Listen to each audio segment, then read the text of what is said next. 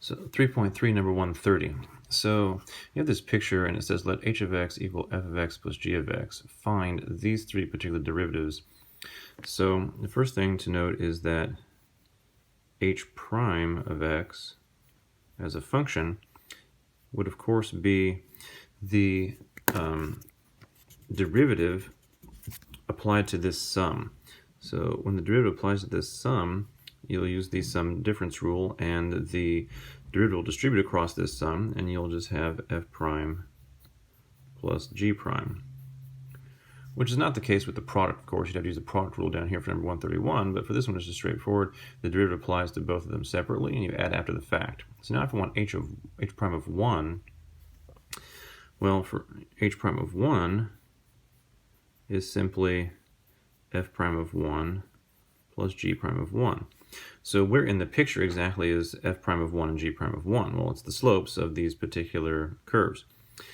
So f prime of 1, if I go to 1 here on the x-axis and I go up to f prime is the slope there. All right, the slope at this location, since this is a line, right, this curve is a line, so therefore the slope is the slope of the whole line itself, which in this case looks like -1 versus 1. Okay? So this would be -1. Okay?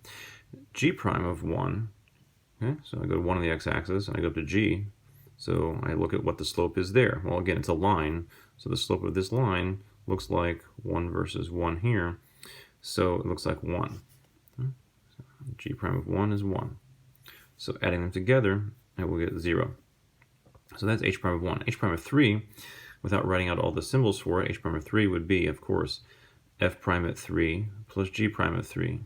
So f prime at 3, if I look at f prime at 3, I go to 3 here on the x-axis, and it looks like it doesn't exist. All right? And it's a cusp happening at 3 there for the function f. So therefore there's no derivative. Therefore it doesn't matter what I add to it. Do not exist, plus it doesn't matter what it is still do not exist. So therefore b would be d and e. Okay? Let's write that here. H prime of 3 is d and e for that very reason. If you ever encounter a cusp, the derivative will not exist there. Same thing's happening for, looks like, g prime of maybe 2.5 or something. I don't know. The derivative will not exist here either. H prime of 4. H prime of 4, I go to 4, and again, that'll be f prime at 4 plus g prime at 4. So f prime at 4 looks like, again, a slope of 1, right? Because it's a line there, a line segment.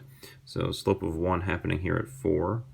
So 1 plus g prime at 4, well, g is a horizontal line, so therefore the slope of that line, right, at 4 is 0. So I have slope of 1 plus slope of 0 equals 1. So h prime of 4 would equal 1.